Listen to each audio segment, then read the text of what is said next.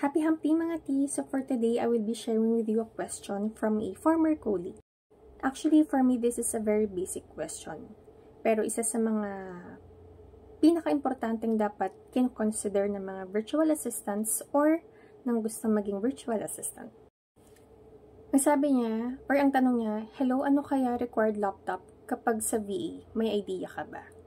If mapapansin niyo, medyo dinilit ko yung part ng comment ko or ng reply ko. Pero ito yung sabi ko sa kanya. Depende sa niche. Kapag sinabi nating niche, yun ay yung, kumbaga, expertise ng isang tao or yung skills ng isang tao.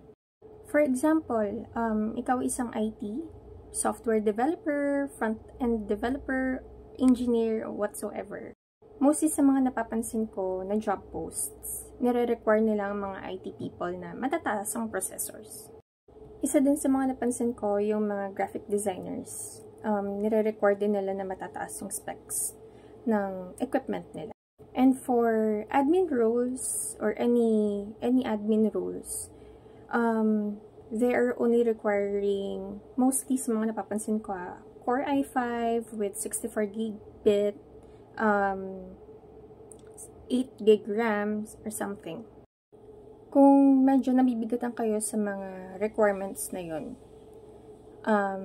I think kailangan natin mag-adapt sa mga requirements na hinihingi sa atin ng mga clients or ng companies na ina-applyan natin.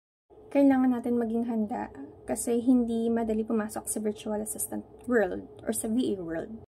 Isa pa sa dapat kino-consider is yung stable internet connection and conducive working station. Uulitin ko, kailangan maging handa.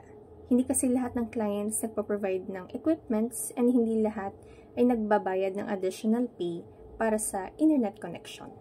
Alam ko mahirap pero kailangan natin ng konting push and ng sacrifice para sa mga gusto natin na marating sa buhay.